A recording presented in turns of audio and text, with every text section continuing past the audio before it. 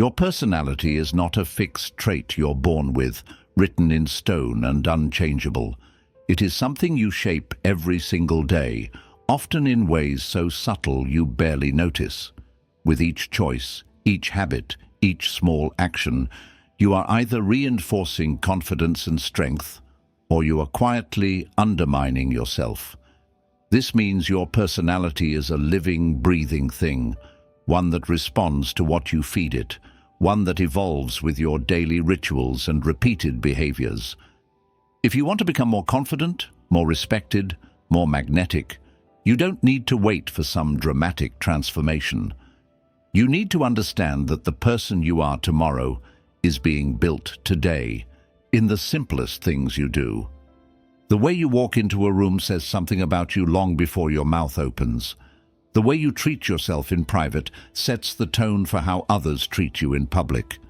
The conversations you have in your own head, whether supportive or destructive, shape your sense of identity more than the conversations you have with others. Confidence is not some mysterious gift reserved for a chosen few.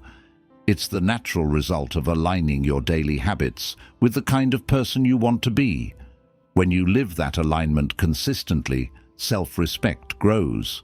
And when self-respect grows, confidence follows like a shadow. Many people think confidence comes from achievements, landing the job, buying the car, gaining the recognition. But lasting confidence doesn't come from outcomes, it comes from identity.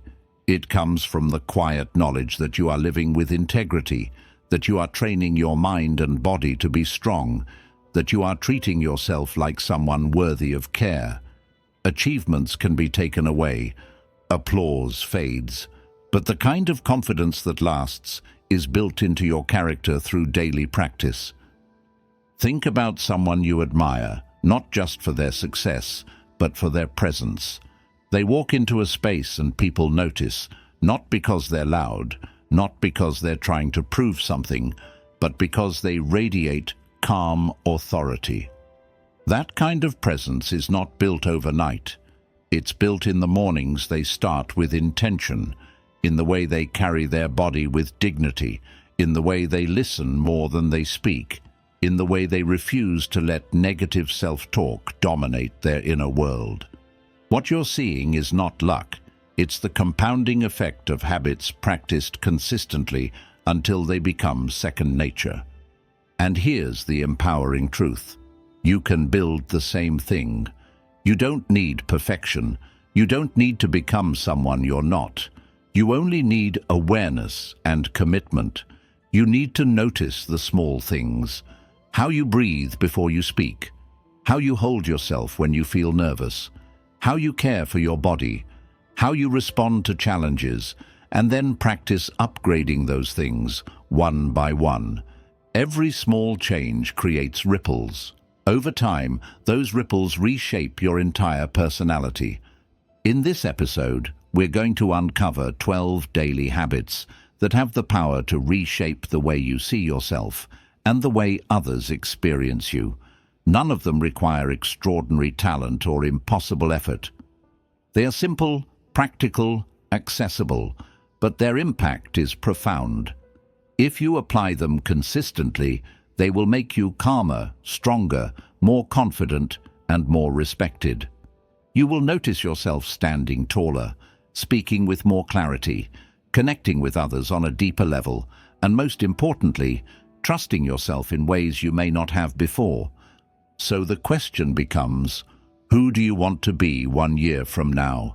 Because that version of you is already waiting, but you have to build them, habit by habit, day by day. Confidence is not a mystery. It is the natural outcome of living intentionally. And today, you will learn the practices that will guide you there. 1. Observe your body language. Long before you speak, your body is already telling the world a story. The way you stand, the way you move, the way you hold your head, these silent signals shape how others perceive you, and just as importantly, how you perceive yourself. If you want to improve your confidence and your personality, you must begin with the language you speak without words, your body language. Think about it. When someone enters a room with their head bowed, shoulders slouched, and eyes fixed on the ground, they send a message, whether they intend to or not. That message is, I don't feel secure. I don't want to be noticed. I'm not confident in myself. And even if they later try to use strong words, their body has already betrayed them. On the other hand, when someone walks in with their head held high, their back straight, their shoulders relaxed but strong, and their eyes steady, they radiate presence before they say a single word. People respond to them differently, not because of magic, but because body language is the first proof of self-belief. But here's the deeper truth. Body language is not just about how others see you, it's about how you program your own mind. When you practice confident body language, you are sending signals back into your brain. I am strong. I am grounded. I am capable. Your physiology shapes your psychology. This is why athletes adopt powerful stances before competition, why leaders train themselves to stand tall, why even in moments of doubt, projecting confidence through posture begins to generate it internally. Think of your body as both a mirror and a sculptor. It reflects your inner state, but it also shapes it. If you constantly move through life in a small, closed posture, your mind adapts to that story and begins to believe you are small. If you open yourself up, chin slightly lifted, chest expanded, feet firmly planted, your mind begins to believe you are capable of expansion in other areas too. This isn't pretending, it's reminding. You're reminding yourself, through physical signals, that you deserve to take up space in the world. The Stoics understood presence. Marcus Aurelius wrote about carrying yourself with dignity, regardless of circumstance. He knew that posture was not vanity. It was an expression of inner discipline, and modern science confirms this. Research on posture and psychology shows that the way we hold ourselves affects hormone levels, energy, and even decision-making. When you physically embody strength, you begin to think and act more strongly. So how can you apply this daily? Start with awareness. Notice how you're sitting right now. Are your shoulders hunched? Is your back curved? Are you shrinking into the chair? Adjust. Straighten your spine. Let your shoulders roll back. Lift your chin gently. Breathe deeply. Feel the difference. This is not arrogance. This is self-respect expressed through posture. Practice it whenever you catch yourself collapsing physically. Over time, it will become your natural way of carrying yourself. Second, use gestures intentionally. Nod when you listen. Keep your hands relaxed instead of fidgeting. Avoid crossing your arms as a shield unless it's intentional, because it can send signals of defensiveness. Small, open gestures make you approachable and trustworthy, while frantic or closed ones make you seem uncertain. Again, this isn't about performance, it's about alignment. You want your body to align with the confidence you are cultivating inside. Third, train your eye contact, not in an exaggerated, unblinking way, but in a calm, steady way that says, I am here, I see you, and I am not afraid to be seen. Eye contact builds presence. Avoiding it feeds self-doubt, because it reinforces the idea that you don't deserve attention. Each time you hold eye contact, even briefly, you reinforce the opposite. I belong here. The beauty of body language is that change is immediate. You don't need years of practice to feel its effects. The moment you adjust your posture, breathe deeply, and carry yourself with dignity, you feel a shift. Your mood steadies, your voice strengthens, your thoughts align, and others notice it instantly. That's why this habit is so powerful. It's both inward transformation and outward expression in one.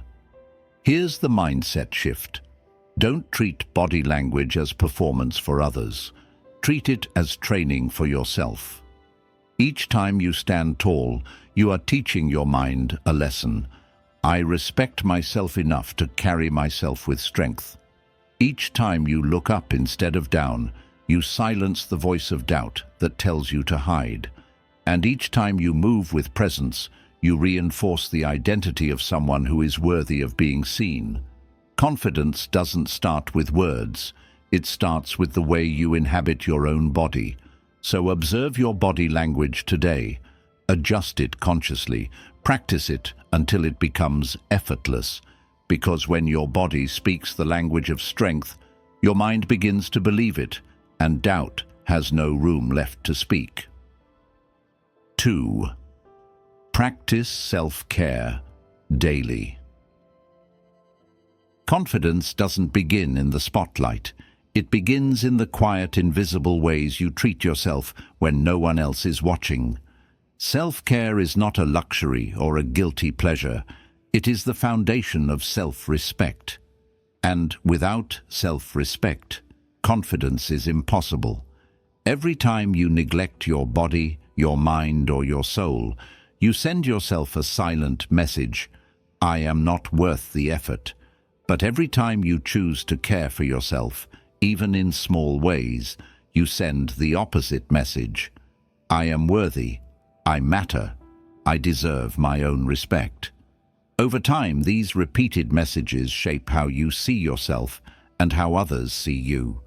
The truth is, people often think of self-care as something optional, a treat to indulge in only when there's extra time or energy. But self-care is not indulgence, it's maintenance.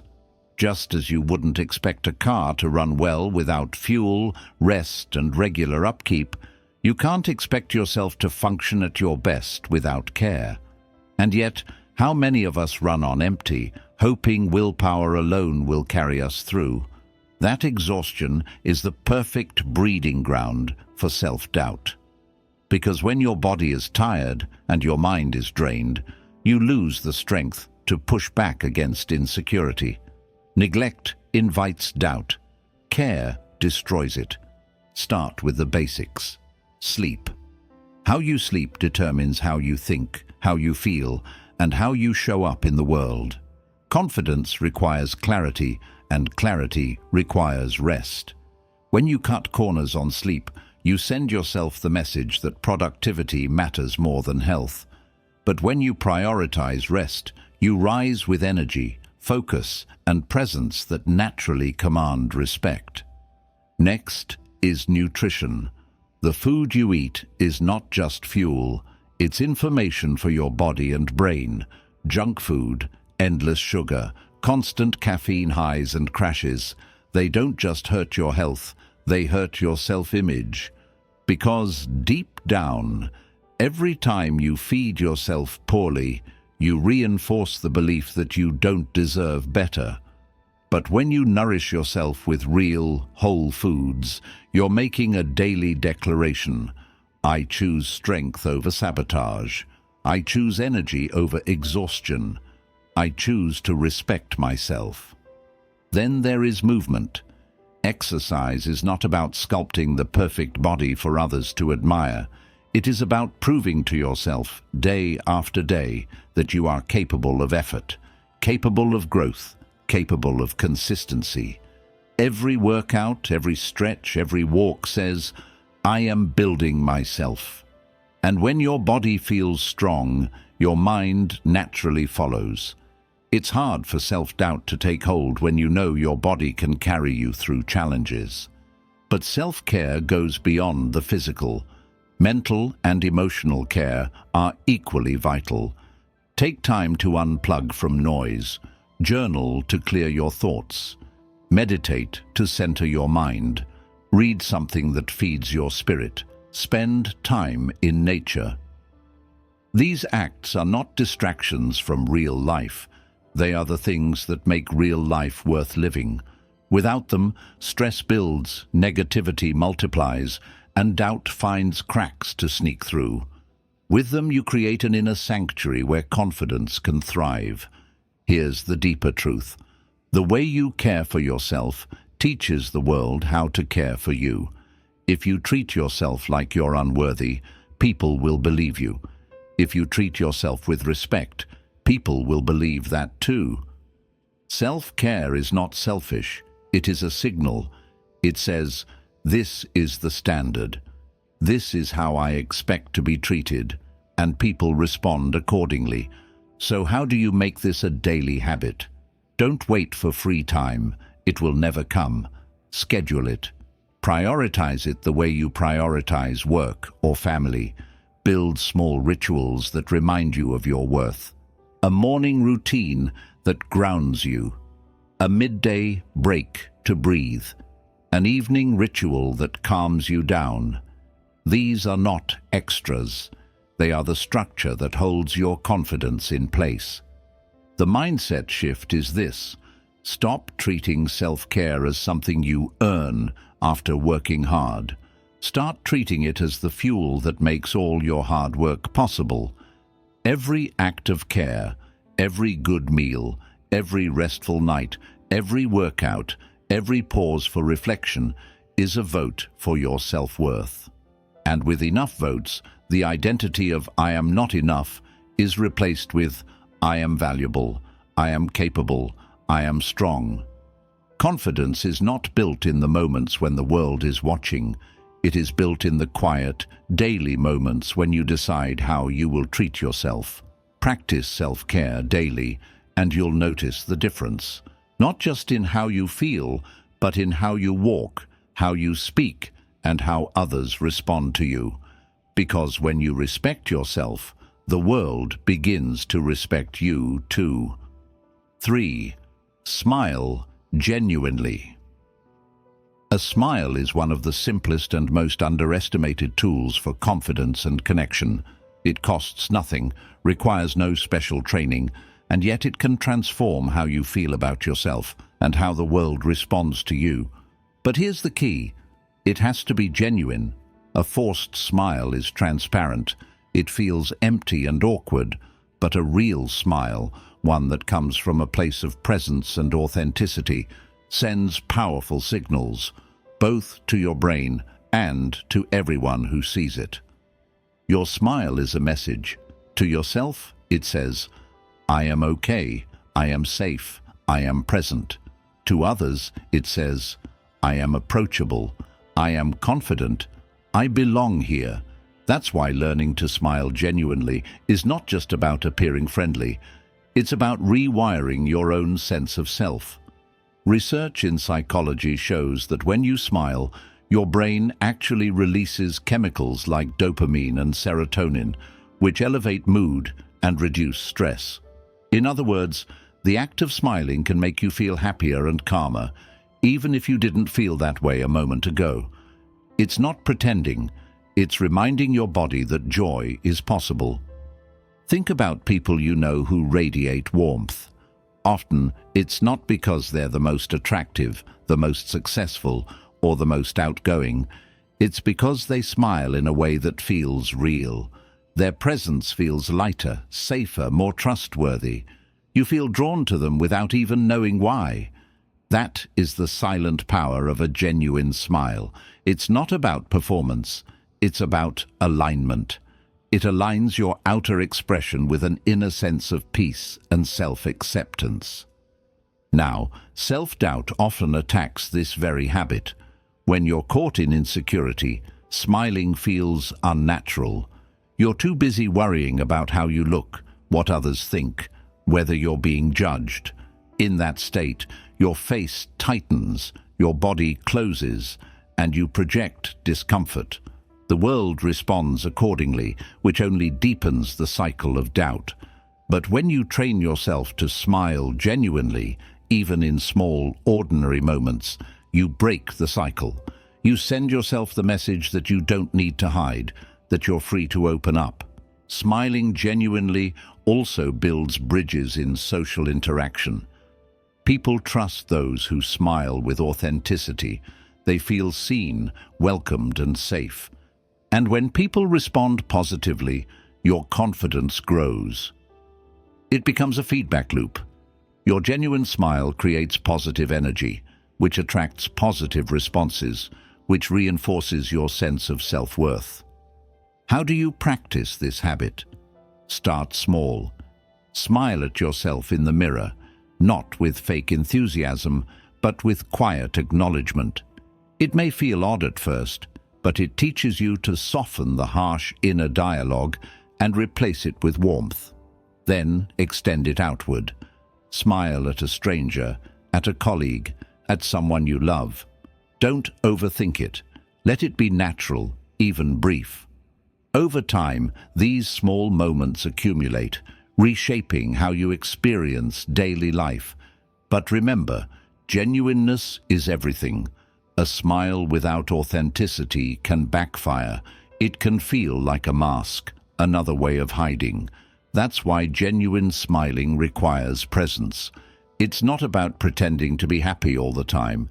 It's about choosing to acknowledge moments of connection, of gratitude, of simple aliveness. Even on difficult days, a smile can be your way of saying, "I am still here. I am still capable. I can still choose light over darkness." The Stoics often spoke of equanimity, the ability to remain steady and grounded regardless of circumstance. A genuine smile is a modern expression of that. It shows that you can carry calmness and warmth even in a world full of chaos. It's not naivety, it's strength. Because to smile, especially when life is heavy, is to declare that difficulty will not define you. So here's the mindset shift.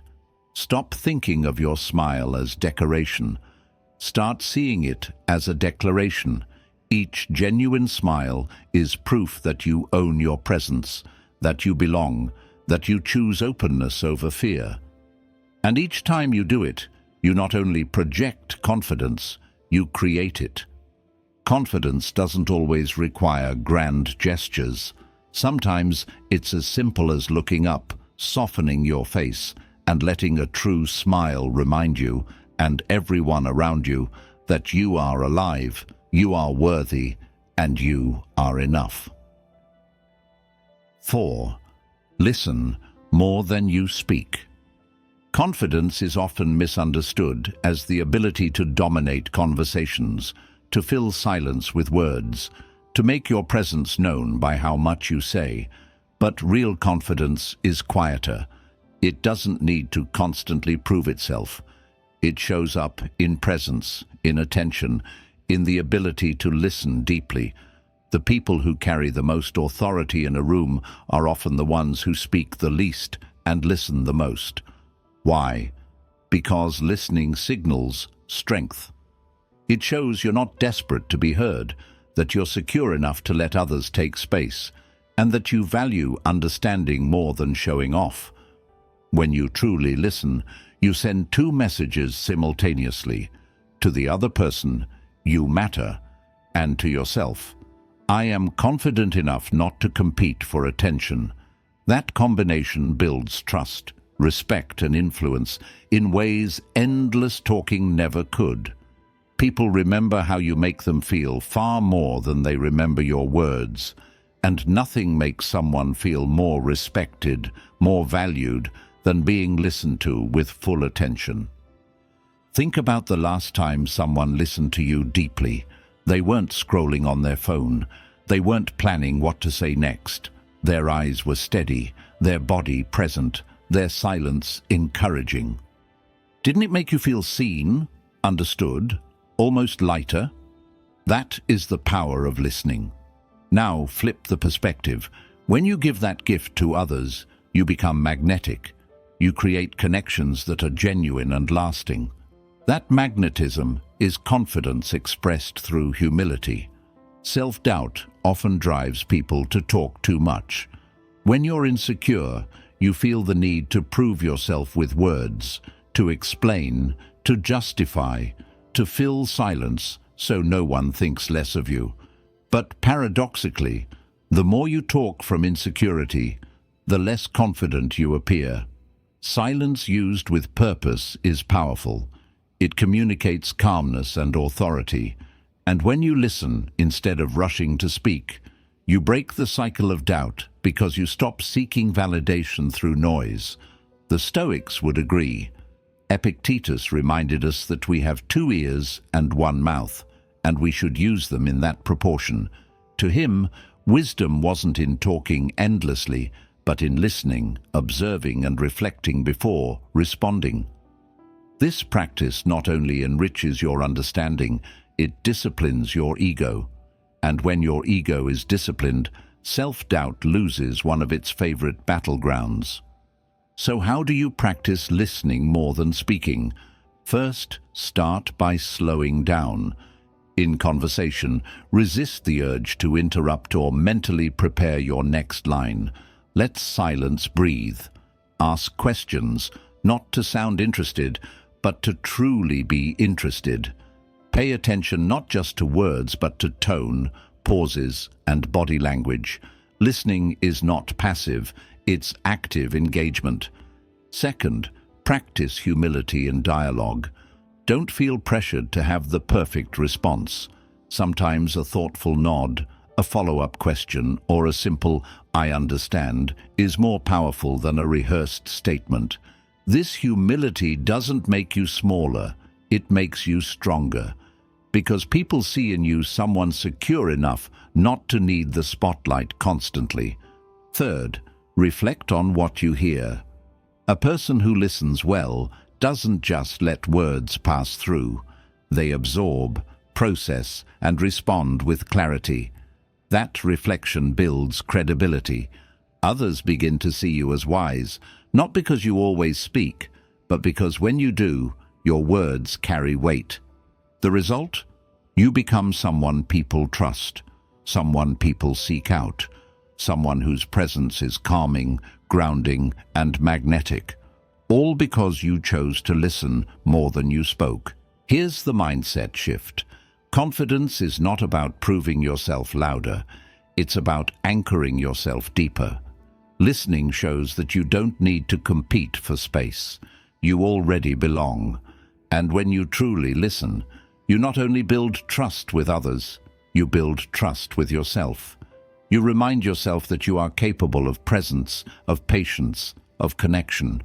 And in that reminder, self-doubt fades into silence. Confidence doesn't need to shout. Sometimes it needs only to listen. 5. Speak clearly and calmly. The way you speak is often more powerful than the words themselves.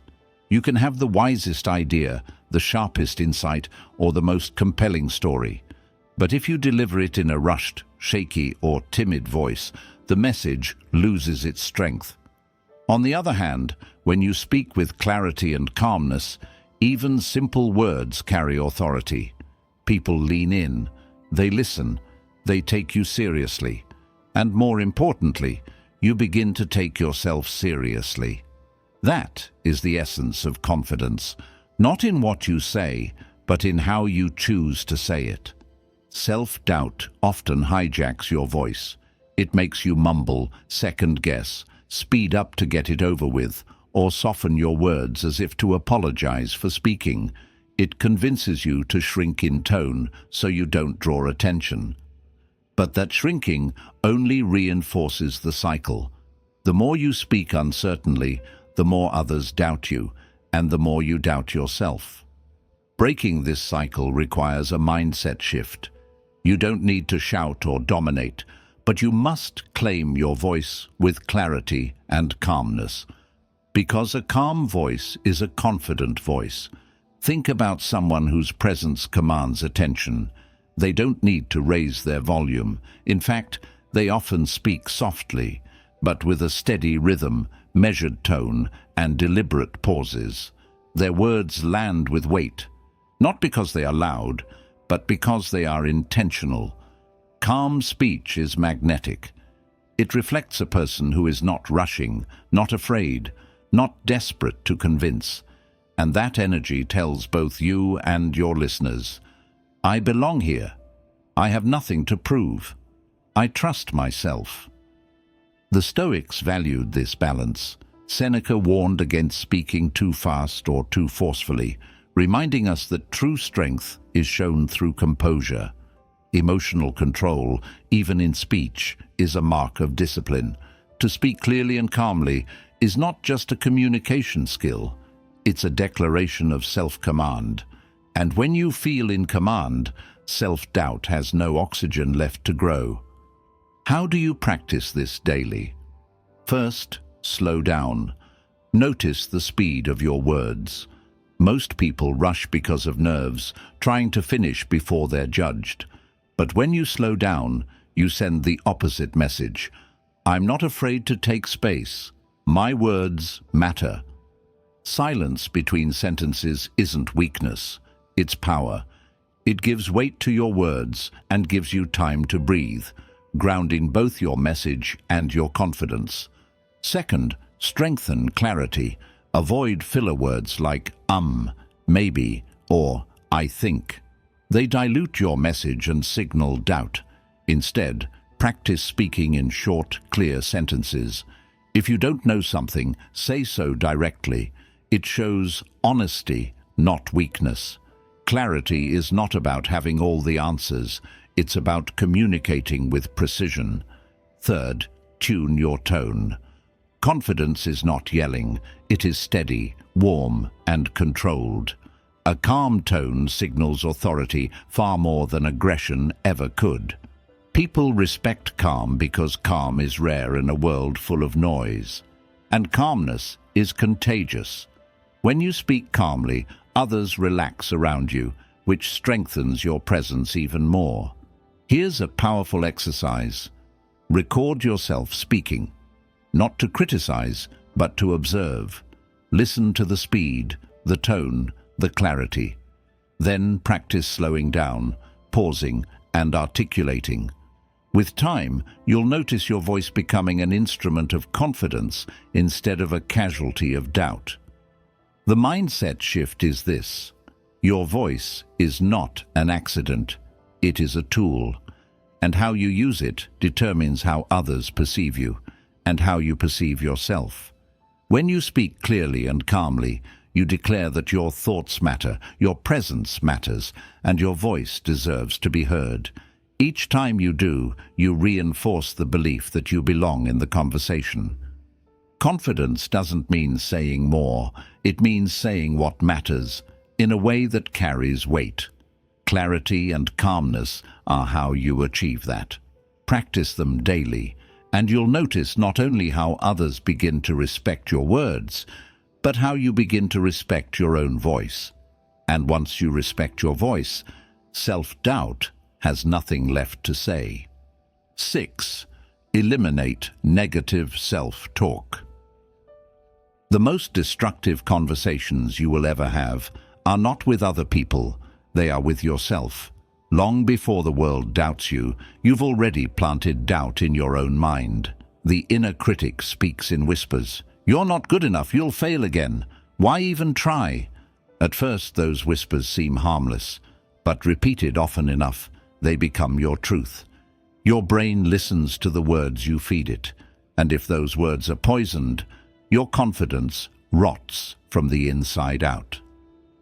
This is why one of the most powerful habits for improving your personality and confidence is eliminating negative self-talk. Self-talk is not background noise. It is programming. Every phrase you repeat is an instruction to your subconscious.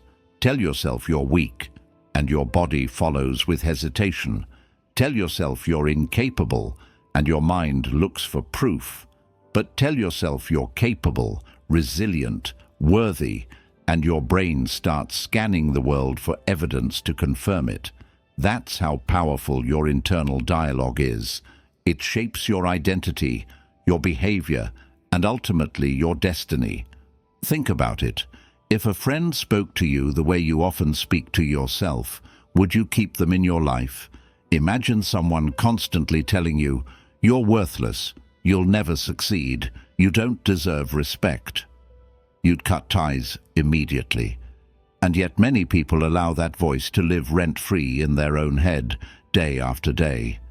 Self-doubt doesn't need enemies outside when it has that enemy within.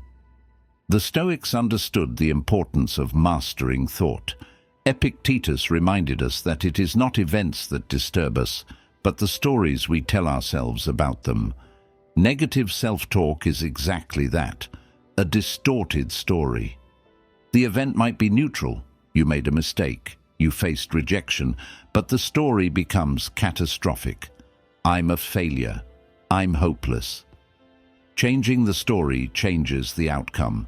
So how do you begin eliminating this destructive habit? Step 1 is awareness. Most people don't even realize how cruel they are to themselves. Pay attention to your inner dialogue. Catch the moments you say, I can't, I'm stupid, or I'll never. Awareness shines a light on the hidden scripts that feed your doubt. Step 2 is challenge. Don't let negative thoughts pass unexamined. Ask yourself, is this true? Is there evidence? Or is this just fear speaking? More often than not, you'll realize the voice of doubt has no real proof. It's running on assumptions, not facts. By challenging it, you weaken it. Step 3 is replacement. Simply resisting negative self-talk is not enough. You must replace it with empowering language. If your mind says, I can't handle this, replace it with, I may not know everything yet, but I can learn. If it says, I always fail, replace it with, every attempt is practice, and practice builds strength. The words don't have to be grand or dramatic. They just need to shift the story from defeat to growth. Over time, this practice reshapes your identity. When your inner dialogue changes, your personality changes. You walk differently, speak differently, engage differently, because you are no longer weighed down by a hostile voice inside. And others feel that shift. People are drawn to those who radiate self-respect. But self-respect cannot grow in a mind that constantly insults itself. It grows in a mind that speaks with encouragement, with compassion, with belief. Here's the mindset shift. Your inner voice is not the voice of truth. It is the voice of habit, and habits can be changed. Each time you catch and replace a negative thought, you train your mind to trust itself a little more. Each time you choose empowering language, you build confidence that no external compliment or validation can replace.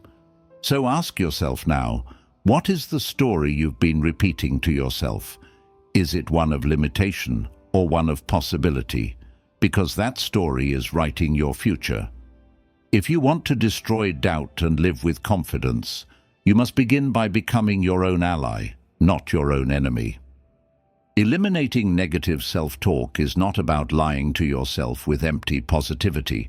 It's about speaking truth, the truth that you are capable of growth, that mistakes are part of learning, that setbacks are not identities.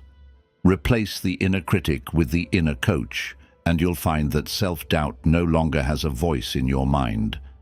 Instead, you'll hear a new voice, calm and steady. I believe in me. And that belief changes everything. 7. Set small, achievable goals. One of the most common sources of self-doubt is the weight of unrealistic expectations. We look at the mountain of everything we want to achieve: career success, personal transformation, financial stability, stronger relationships, and we become overwhelmed. The sheer size of the vision paralyzes us. We hesitate, we procrastinate, and in that hesitation, self-doubt grows louder. You'll never get there. It's too much. You're not capable of such big change. But here's the truth. Confidence is not built in giant leaps. It's built in small, steady steps. It's built every time you set a goal that is within your reach and then follow through. Every small win becomes proof that you can trust yourself. And over time, these small wins stack into something massive. This is why learning to set small, achievable goals is one of the most powerful daily habits for improving your personality and confidence. Think about how a child learns. They don't start by running. They start by crawling, by standing, by wobbling a few steps. Each tiny achievement is celebrated, and those celebrations build momentum. Adults are no different. The tragedy is that many of us stop celebrating small progress. We dismiss it as insignificant, always waiting for the big, life-changing victory before we allow ourselves to feel proud. But the big victories never arrive without the small ones. Confidence is not the result of one giant win. It's the accumulation of hundreds of small ones. The Stoics would agree. They spoke often of focusing on what is within your power. You cannot control the grand outcomes of life, but you can control the small daily actions that move you forward. Seneca wrote, "It is not the man who has too little, but the man who craves more, that is poor." In the same way, it is not the person who takes small steps who lacks confidence, but the person who refuses to take any steps because they're obsessed with giant leaps. So how do you practice this habit? Start by breaking down your goals into pieces so small they almost feel trivial. If you want to become fit, don't start with an hour at the gym every day. Start with 10 minutes of movement. If you want to write a book, don't aim for 100 pages in a week. Aim for a single paragraph each day. If you want to improve your confidence socially, don't push yourself to give a speech immediately. Start by saying hello to one new person. These small steps are not weakness, they are strategy. Because each time you follow through, you're proving to yourself, I keep my promises, I move forward, I can trust me. The beauty of small, achievable goals is that they generate momentum. One completed task creates energy for the next. You begin to build an identity around action instead of hesitation, and identity is everything. When you see yourself as someone who sets goals and achieves them, no matter how small, doubt loses its grip. You are no longer defined by what you fear, but by what you do. Another benefit of small goals is that they create room for consistency. Anyone can start big with a burst of enthusiasm, but true confidence comes from consistency. When you commit to small goals, you make consistency possible, and consistency builds evidence. Each repeated win is another brick in the foundation of self-trust. And once you trust yourself, self-doubt no longer finds a home. Ask yourself, what small win could you claim today? Not tomorrow, not next month. Today. Maybe it's drinking more water. Maybe it's writing down 3 things you're grateful for. Maybe it's sending that email you've been avoiding. It doesn't have to be dramatic. What matters is that you start and that you follow through. Here's the mindset shift.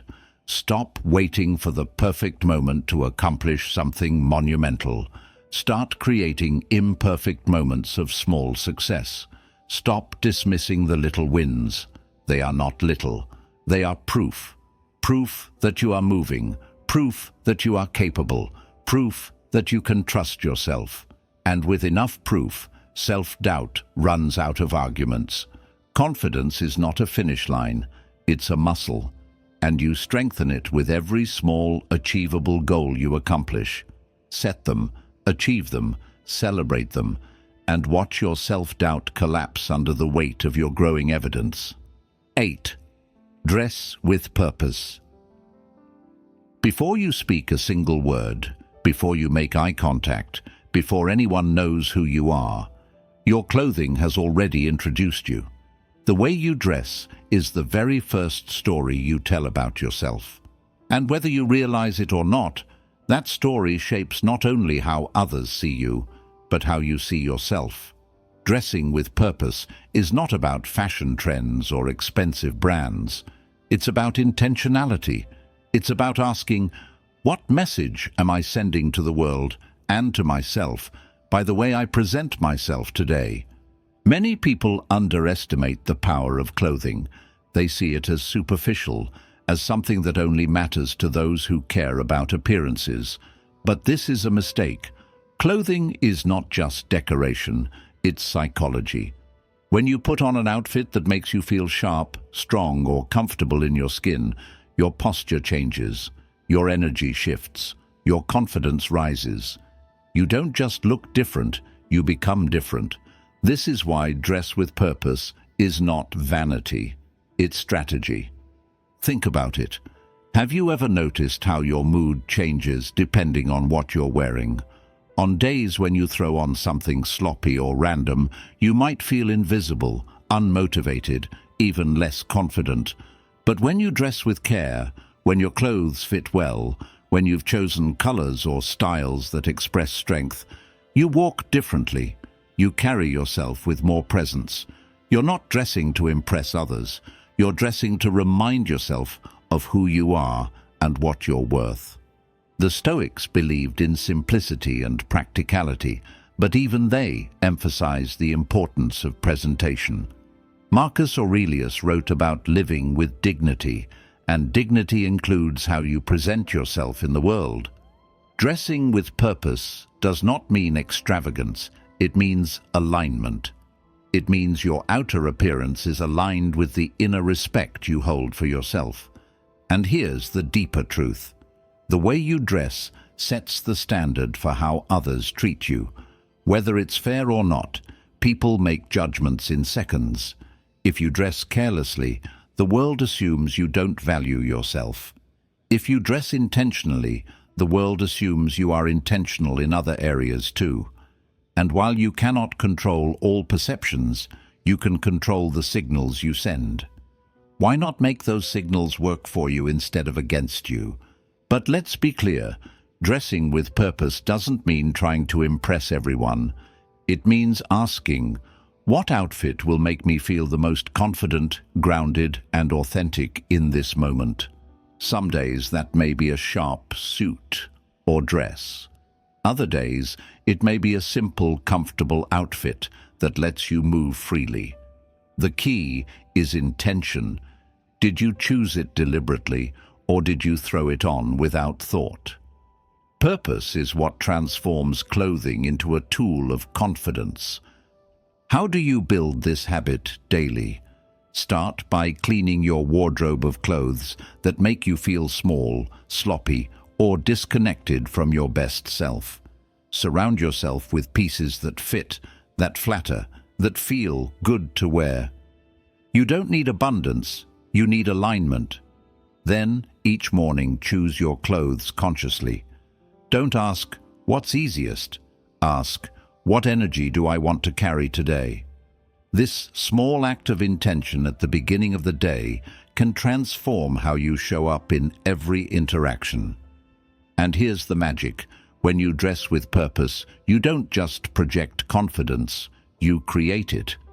The act of putting on clothing that aligns with your values and your vision is an act of self-care, of self-respect, of identity building. It tells your brain, I take myself seriously. And when you take yourself seriously, others follow. The mindset shift is this. Clothing is not about impressing the world. It's about impressing upon yourself the truth of your worth. Every outfit is a chance to remind yourself that you are someone of value, someone with presence, someone who deserves to walk through the world with dignity. That reminder changes how you move, how you speak, how you connect. So the next time you stand in front of your wardrobe, don't just grab what's easiest. Choose with purpose. Dress not for perfection, but for presence. Because when you walk out the door aligned with your best self, you've already silenced one of doubt's loudest voices, the one that says, you're not enough. With purpose in your presentation, you remind yourself and the world, I am here, I am worthy, I am confident. 9. Maintain eye contact. The eyes are often called the windows to the soul, and for good reason. They reveal presence, intention, and confidence more clearly than any words ever could. When you look someone in the eye, you communicate far more than interest. You communicate strength. You declare, without saying a word, "I am here. I am grounded. I am not afraid to be seen." That is why maintaining eye contact is one of the most transformative habits for building confidence and shaping personality. Avoiding eye contact, on the other hand, sends a different message. It signals insecurity, discomfort, or even dishonesty. When you glance down at the floor or let your eyes dart nervously, you don't just make others doubt you. You reinforce your own self-doubt. Your body whispers back to your mind, "I can't handle this. I'm not strong enough." Over time, those whispers accumulate into belief. But the opposite is equally true. When you practice steady eye contact, you train your mind to believe in your own presence. You remind yourself that you belong in the moment, that you are equal to anyone you are speaking with. Think about people you've met who left a lasting impression. Chances are they weren't the ones who spoke the loudest or tried the hardest to impress you. They were the ones who made you feel seen. They looked you in the eye, not in a forced or aggressive way, but with calm steadiness. That kind of presence is magnetic. You remember it long after the words are forgotten. Why? Because eye contact is a universal language of confidence, trust, and authenticity. Self-doubt often sabotages this very skill. When you feel insecure, maintaining eye contact feels like exposure. It feels like others can see through you, notice your flaws, or judge you more harshly. So you look away, thinking it protects you. But what it really does is confirm your fear. By avoiding the gaze, you silently tell yourself, "I'm not enough." Breaking this cycle requires courage. It requires practicing the habit of looking directly, steadily into the eyes of others, not to dominate, but to connect. The Stoics believed in presence. They emphasized living fully in the moment, grounded in reality, rather than drifting in fear. Eye contact is a simple but powerful way of embodying this philosophy. It anchors you in the present. It forces you to stop hiding in your thoughts and to meet life as it is, directly, openly, courageously. So how do you practice this daily? Start small. In conversations, make a conscious effort to hold eye contact for a few seconds longer than feels comfortable. Notice the discomfort, but stay with it. With time, that discomfort fades and steadiness takes its place. Balance is key. Too little eye contact signals insecurity, but too much can feel confrontational. Aim for presence, soft eyes, relaxed face, steady focus. Not a stare, not a glare, but a genuine connection. You can even practice alone. When you look into the mirror, don't just glance at yourself superficially. Look into your own eyes. Hold the gaze. Notice what emotions rise: discomfort, doubt, maybe even self-criticism. Then breathe through them.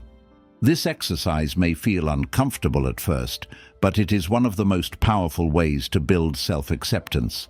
If you can look yourself in the eyes without flinching, it becomes far easier to look others in the eyes with calm confidence.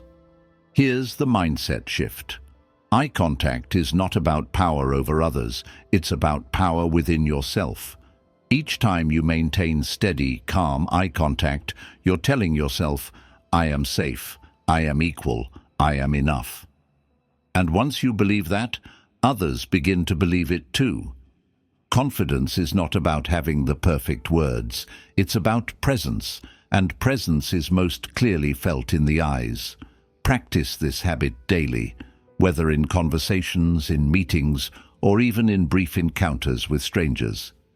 Each moment of connection strengthens you, builds trust, and silences doubt.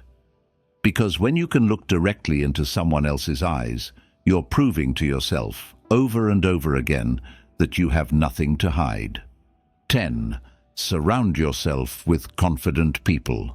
Confidence is contagious. The energy of the people around you seeps into your own life, whether you notice it or not. If you spend your days surrounded by negativity, insecurity, and constant doubt, that atmosphere will slowly pull you down. But if you place yourself among people who believe in themselves, who act with courage, who carry themselves with dignity, something powerful happens. You begin to absorb that energy. You start to rise to their level. This is why one of the most transformative habits for building confidence and reshaping your personality is choosing your environment wisely and surrounding yourself with confident people. Think about it. Humans are wired for imitation. From childhood, we learn by copying. The way you speak, the way you behave, the way you carry yourself. Much of it has been influenced by the people closest to you. If you spend time with people who are always anxious, always apologizing, always doubting, that mindset becomes normalized. You begin to mirror it unconsciously. But if you surround yourself with people who walk with certainty, who chase their goals boldly, who treat themselves and others with respect, you begin to mirror that too. Confidence is not just taught, it is caught. Self-doubt thrives in weak environments. When everyone around you hesitates, you feel safer hesitating too. There is no challenge to rise, no example to follow. But in the company of confident people, doubt struggles to survive. Their presence alone challenges your inner critic. When they speak with conviction, when they act without apology, when they stand tall, a part of you says, if they can do it, maybe I can too. That thought plants seeds, and those seeds grow into courage. The Stoics valued friendship and community, not for entertainment, but for growth. Seneca wrote letters to his friend Lucilius, reminding him that we become like the people we associate with, for better or worse. He warned that if you keep company with those who live poorly, you risk catching their habits. But if you keep company with those who live with virtue and strength, you'll begin to embody those qualities yourself. Your circle is not just a reflection of who you are, it is a preview of who you are becoming. So how do you apply this habit? Begin with awareness. Look closely at the people you spend the most time with. Do they encourage you to grow, or do they reinforce your fears? Do they lift you higher, or do they drag you into doubt and negativity? This isn't about judgment, it's about clarity. Once you see the pattern, you can begin making intentional choices about who gets your time and energy. Next, seek out environments where confidence is the norm. Join groups, communities, or circles where people are working on themselves, where ambition and self-respect are alive. These don't have to be elite or exclusive. They can be as simple as a fitness class, a professional community, or a small circle of friends committed to growth. What matters is the energy. If the people around you are serious about their lives, you will naturally become more serious about yours. And here's another truth. Surrounding yourself with confident people doesn't mean abandoning those who struggle. It means setting boundaries. You can support and encourage others, but you cannot allow yourself to drown in their self-doubt. Protecting your environment is not selfish, it's essential. Because your environment is shaping you every single day, whether you acknowledge it or not. The mindset shift is this. Stop underestimating the power of your circle. If you want confidence, don't just build it in isolation. Immerse yourself in it. Let it rub off on you. Let it challenge you. Let it show you what's possible. Because confidence, like doubt, is contagious. And the more you expose yourself to it, the more natural it becomes. So ask yourself, who do I spend most of my time with? Are they reflections of the person I want to be? If the answer is no, then it's time to shift your circle, not out of arrogance, but out of respect, for yourself, for your growth, for your future. Surround yourself with confident people, and soon enough, you'll notice that their belief in themselves has sparked something inside you, and that spark will grow until your self-doubt has no space left to live. 11. Learn to say no without guilt. One of the most subtle ways self-doubt controls your life is through your inability to say no. Every time you agree to something you don't want, every time you stretch yourself thin to avoid disappointing others, every time you silence your own needs just to keep the peace, you reinforce the belief that your desires don't matter.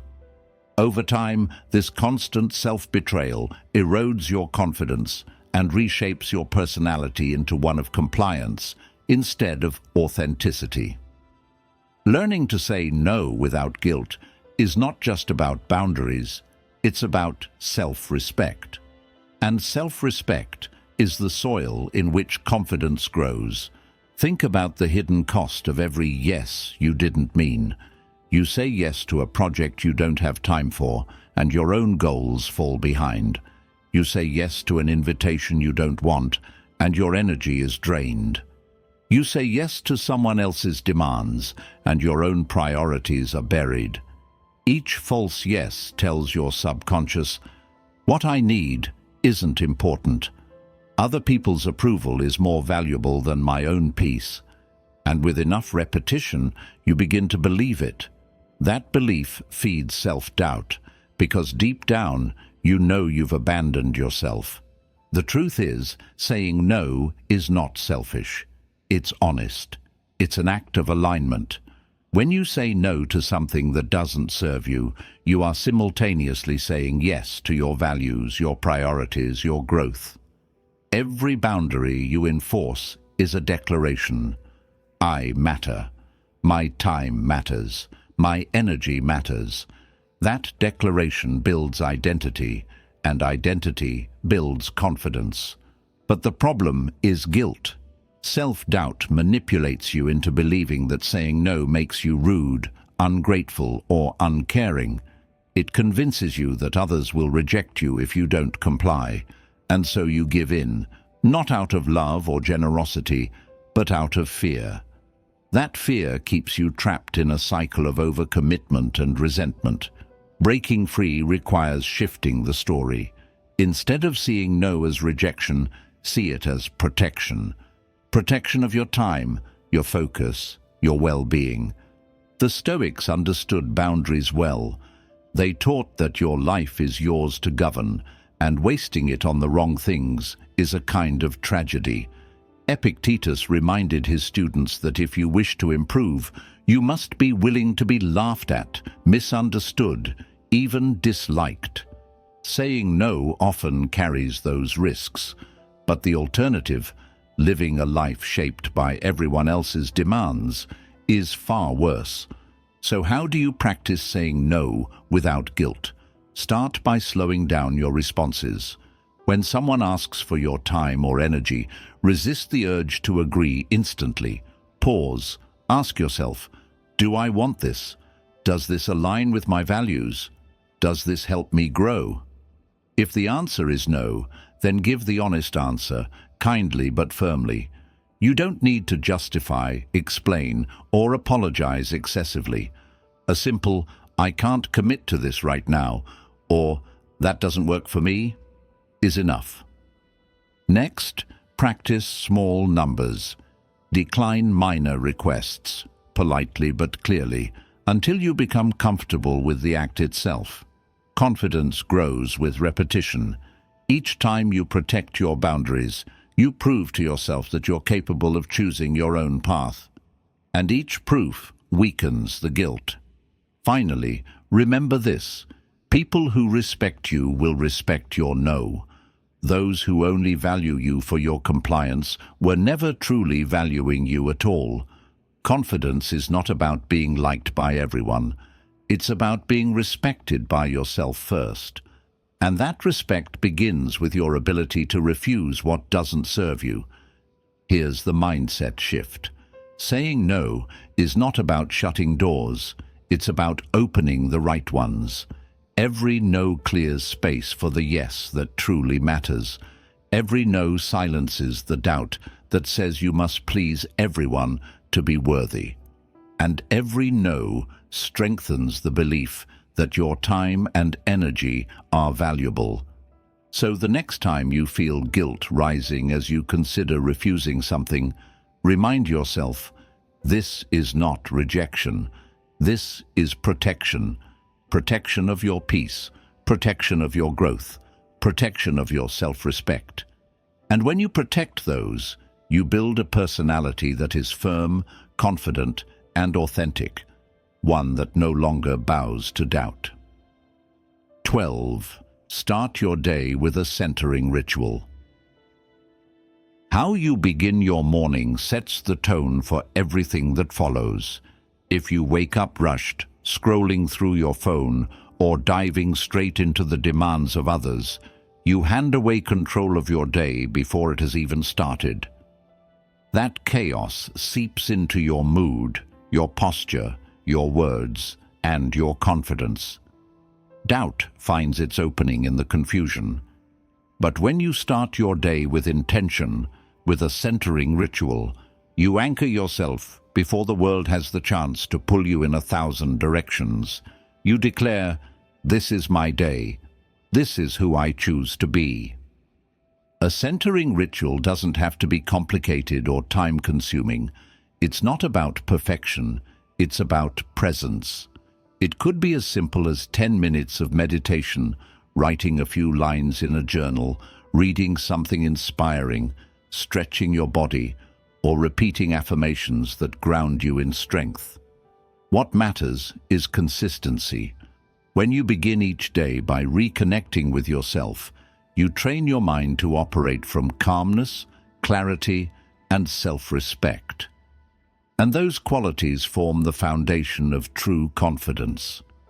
Think about mornings where you rushed out of bed, skipped breakfast, scrolled through social media, and ran headfirst into obligations. How did you feel? Scattered, distracted, reactive. Now think of mornings where you slowed down, breathed, stretched, reflected, or even just sipped your coffee in silence. How did you feel then? Steadier, stronger, more centered. The external world was the same in both cases, but you were different. That difference is what a morning ritual creates. The Stoics practiced this daily. Marcus Aurelius began his mornings reminding himself of the challenges he would face: selfishness, rudeness, ingratitude, and he prepared his mind not to be surprised or thrown off. It was his way of grounding himself in purpose before stepping into the chaos of the empire. Epictetus encouraged his students to reflect on what is within their control and to set their minds accordingly before starting the day. For them, morning wasn't a time to drift aimlessly. It was a time to strengthen the spirit. Self-doubt often sneaks in during mornings. You wake up with yesterday's failures still echoing, with worries about the future pressing in, with a racing list of tasks that makes you feel behind before you even begin. A centering ritual dismantles that noise. It gives you space to reset, to tell yourself a new story. I am capable. I am focused. I am ready. Instead of being thrown into the day by force, you step into it by choice. That choice creates confidence.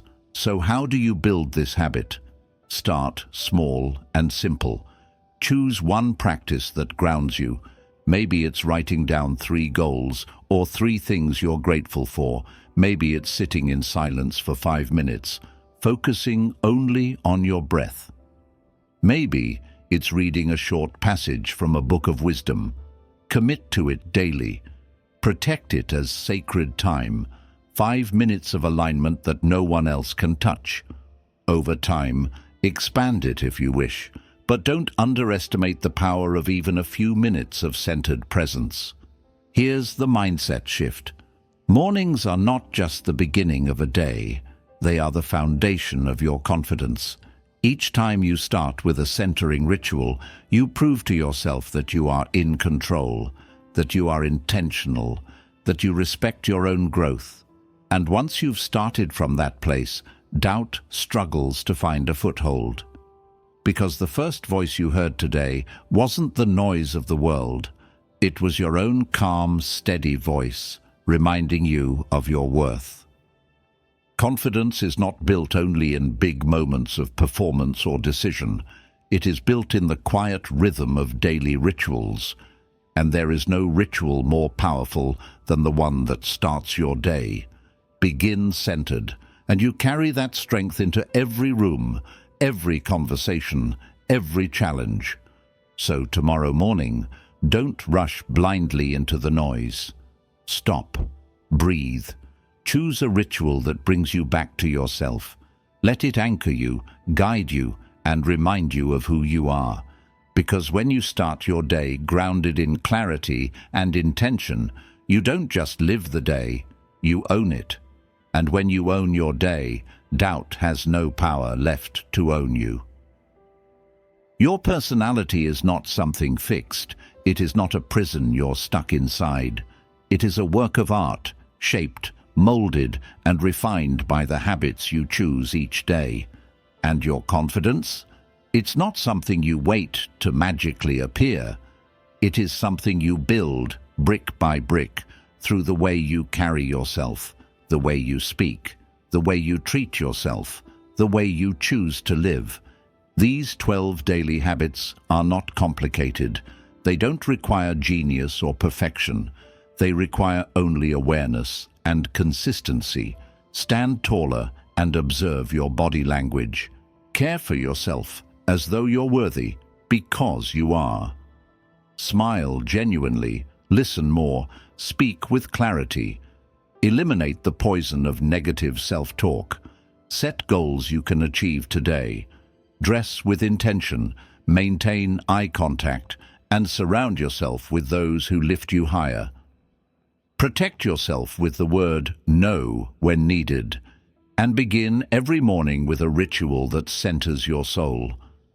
When you live these practices, even in small steps, something remarkable happens. You begin to see yourself differently. You begin to trust yourself.